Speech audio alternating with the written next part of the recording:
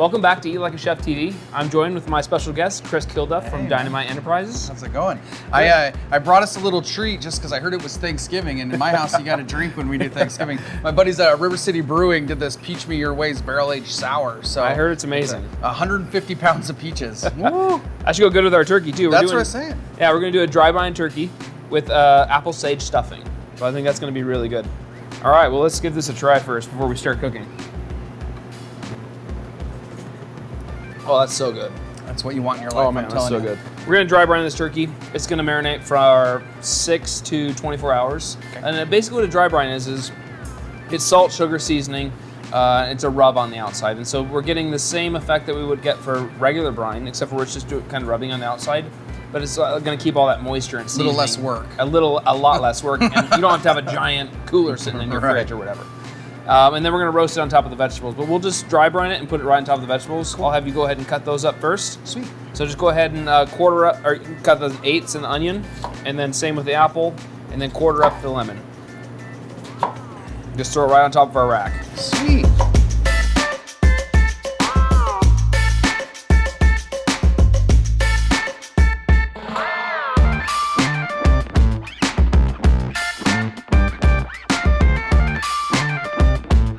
I'm gonna add garlic to this as well.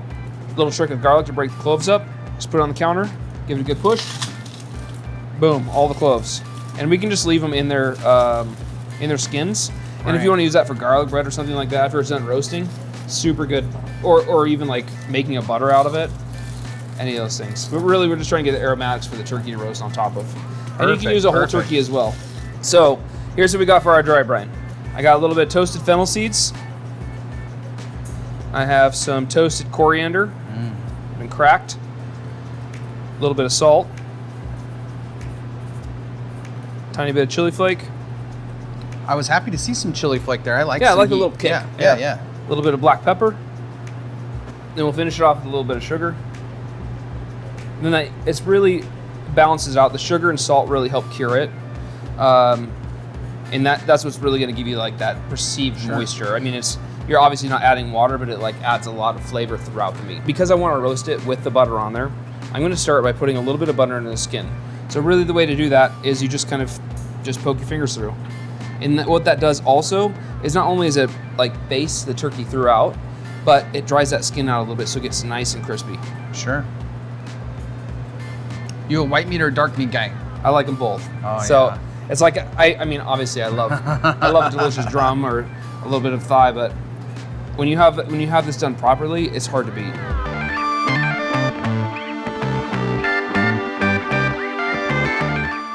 Okay, and then all I'm going to do is just add a tiny bit of oil, just kind of rub that on the outside of the skin. Okay. And all that's going to do is just make it crisp up really well when we're ready to go. And then I'm just going to put this in the fridge overnight. We're going to let this kind of dry brine, and then we'll put it in the oven when it's ready. All right, so this is dry brine for about 8 hours. Take this right out of refrigeration and put it into the 300-degree oven. This will cook for about 2.5 to 3 hours till internal temperature of 165 degrees.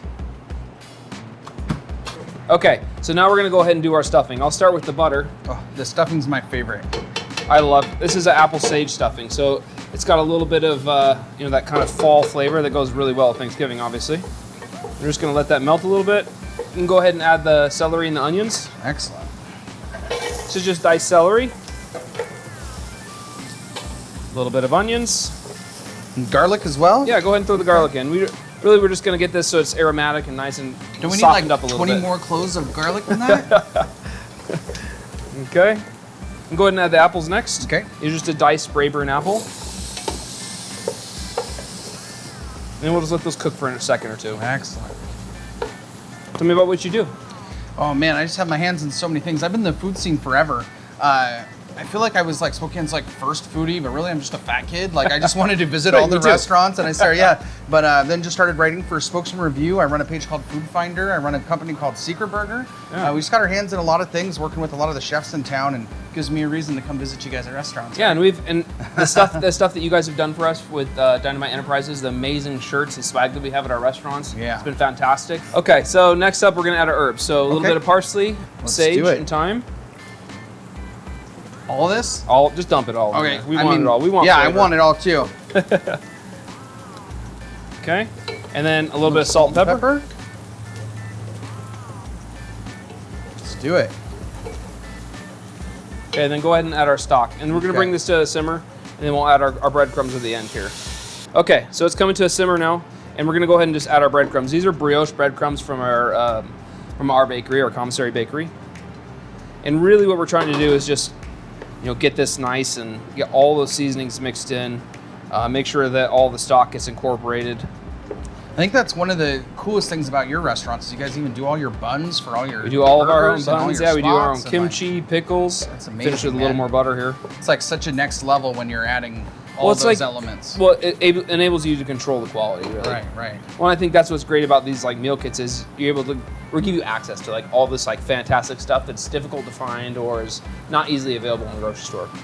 Okay, so we got this kind of going now, and we're gonna go ahead and dump it into this pan, and then we'll place this in the oven too for when we're ready for it. Just kind of bake it a little bit, and you can bake stuff this inside your turkey. You can just bake it individually. It really depends on how you would like to serve it best. Okay, we're gonna go ahead and throw this in the oven for 20 to 30 minutes at 350 degrees. Okay, so our turkey's sat for a little bit, it's rested. We have our drums are ready to roll, obviously. Let's go ahead and cut this breast up.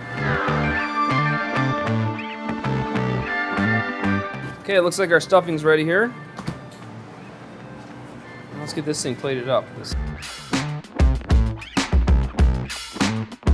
Oh, I think that turned out really well. Yeah. All right, I'll box a little bit of this up for Chandler. Yeah, she's eating. No, we're gonna eat this. She can have a little bit of that.